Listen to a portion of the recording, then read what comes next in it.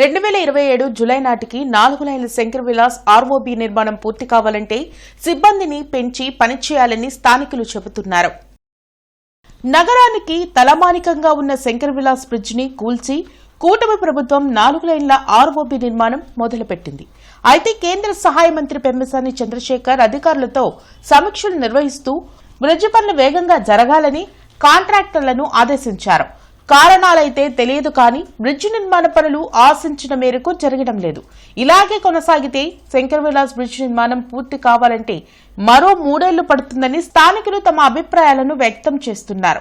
మంత్రి పెమ్మసాని చంద్రశేఖర్ ఆశించిన స్థాయిలో పనులు జరగాలంటే శంకర్ విలాస్ బ్రిడ్జ్ పర్యవేక్షణ కమిటీని ఏర్పాటు చేయాలని కోరుతున్నారు.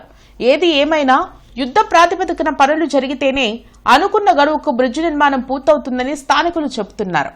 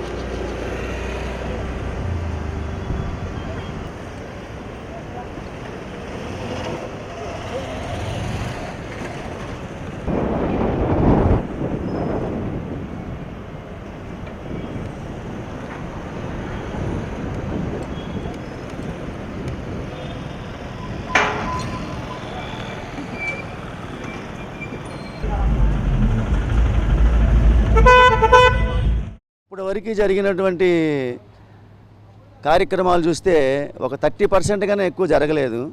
అసలు జరగాల్సిందంత ఇంకా ముందుంది. మొన్న పెమ్మసాని చంద్రశేఖర గారు బెంగాల్లో ఎలక్షన్ జరుగుతున్నాయి, అక్కడికంతా వెళ్ళారు, వస్తారు, ఒక 10 రోజుల్లో 15 రోజుల్లో వస్తారు అన్నారు.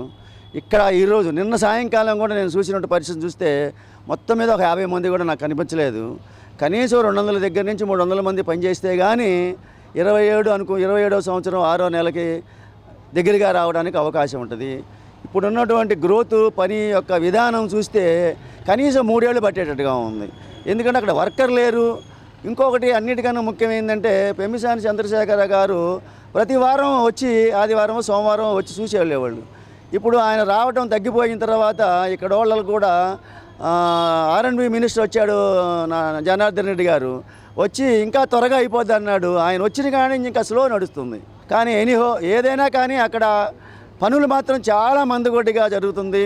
దాని మీద మళ్ళా పెమ్మసాని చంద్రశేఖర గారు కేంద్ర మంత్రి వర్యులు స్పెషల్ ఇంట్రెస్ట్ తీసుకొని అక్కడ షాపుల వారితో అని ఆ స్థలం సమస్యలు కానీ త్వరగా యుద్ధ ప్రాతిపదిక మీద దానికి ఒక కమిటీని వేసి అచ్చంగా దాని మీదనే ఆ యొక్క ఫాలోఅప్ అనేది ఉంటేనే కానీ ఆ 27/6 నెలగా అవ్వడానికి అప్పుడు కూడా ఏంటంటే ఒక 80% అవుతాయి అవకాశాలు ఉన్నాయి. ఇప్పుడున్న పరిస్థితిని బట్టి చూస్తేనేమో ఒక 3 ఏళ్ళు జరిగేటట్టుగా ఉంది.